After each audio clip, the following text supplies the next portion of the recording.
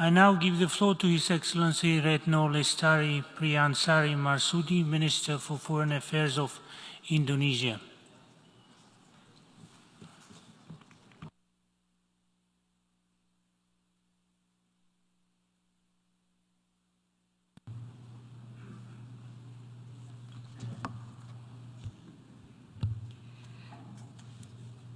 Bismillahirrahmanirrahim.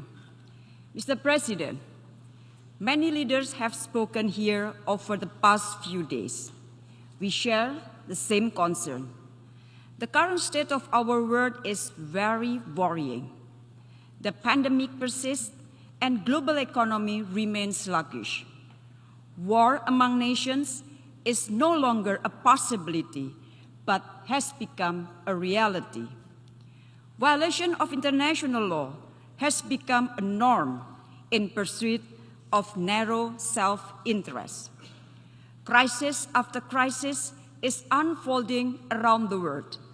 Climate change, rising inflation, food and energy shortages. Mr. President, history teaches us these phenomena might lead to a huge war. Let us look at the period leading up to Second World War, the Great Depression, rise of ultranationalism, competition over resources, and rivalry between major powers. These are very similar to what we are facing today. Clearly, we have been handling these challenges the wrong way. We have been divided instead of united. We have been working individually instead of collectively. We have been focusing on words instead of deeds. The question now, what are we going to do about it? Are we going to continue the same path? Or are we going to choose a different path? If we continue the same path, we will be heading toward a disaster. But if we choose a different path, we must stand a chance.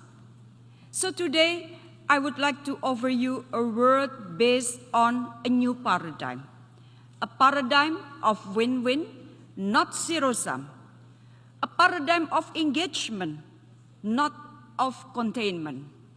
A paradigm of collaboration, not of competition. This is the transformative solution that we need. Mr. President, allow me to share you why we need this new paradigm. First, to reignite the spirit of peace. Trust deficit breeds hatred and fear and may lead into a conflict. We witness these phenomena in many parts of the world. We must turn trust deficit into strategic trust. And it starts with upholding respect for international law. The fundamental principle of sovereignty and territorial integrity are non-negotiable.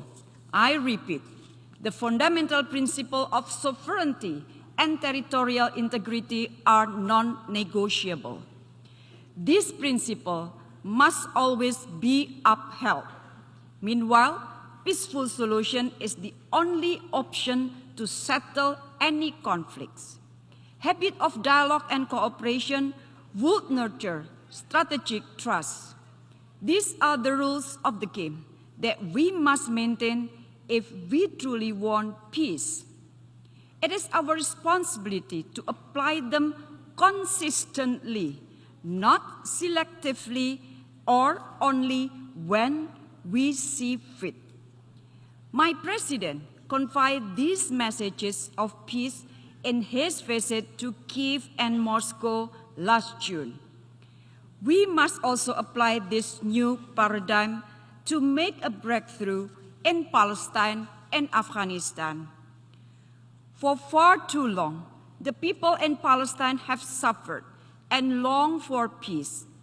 Until Palestine can truly become an independent state, Indonesia will stand firm in solidarity with our Palestinian brothers and sisters.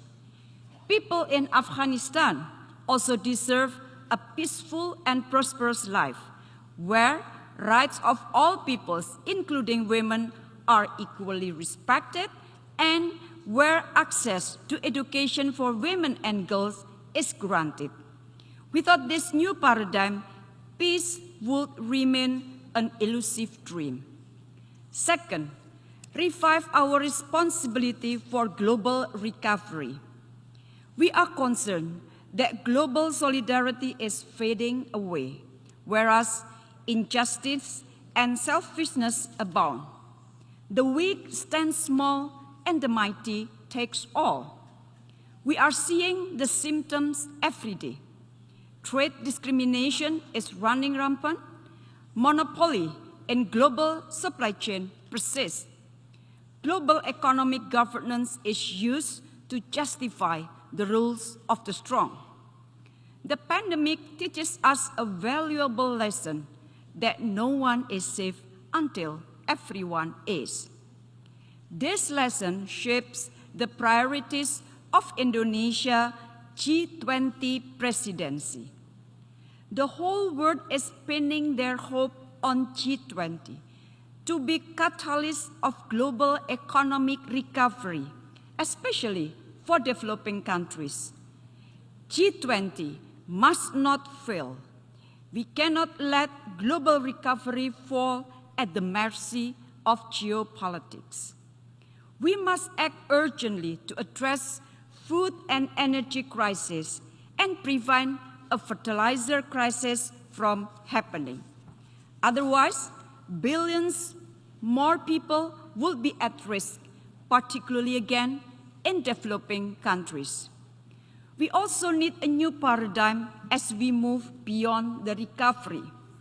A new paradigm will instill a collective responsibility to attain the 2030 agenda and fight climate change. Without this new paradigm, there would not be a strong recovery for all, and many of us would be left behind. Third, to bolster regional partnership. Mr. President, in many places, post-war regional architecture was built as a tool for containment and alienation. This phenomenon continues today with minilateral groupings. Many become part of a proxy war between major powers. This is not what regional architecture should be. It must serve as the building block for peace and stability rather than undermining them. ASEAN was built exactly for this purpose. We refuse to be a pawn in a new Cold War. Instead, we actively promote the paradigm of collaboration with all countries.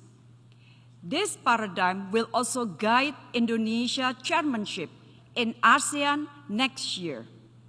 It is the commitment of Indonesia to forge ASEAN centrality in shaping regional order in the Indo-Pacific, to reinforce ASEAN unity as a locomotive for peace, stability, and prosperity in the region, and to ensure ASEAN matters for our peoples, for the region, and for the world. ASEAN will also continue to address seriously the situation in Myanmar. Indonesia is deeply concerned by the military junta's lack of commitment to implement the 5 points of consensus. ASEAN must move forward and not be taken hostage by the situation in Myanmar. The support of the international community, in particular the neighboring countries of Myanmar, is very important to bring back democracy in Myanmar. On Pacific, Indonesia will continue to strengthen our cooperation with the Pacific countries. We will work together to address our shared challenges, including on climate change. As a Pacific nation ourselves, we want to see the Pacific as an integral part of peaceful, stable, and prosperous Indo-Pacific.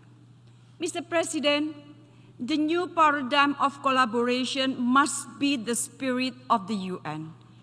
Inclusive, meaningful engagement must trump above take it or leave it approach, whereas the voices of all countries, big and small, developed and developing, equally matter. This is the very foundation of multilateralism. That is why we need a strong and reformed UN. That is why we need a renewed multilateralism that is fit for purpose and that is fit for its time. That is why we need a multilateralism that delivers. I repeat, we need a multilateralism that delivers. I believe by working together and adopting a new paradigm, we can create a better world for all. It is no longer time to talk the talk. Now is the time to walk the talk. I thank you very much. I thank the Minister for Foreign Affairs of Indonesia.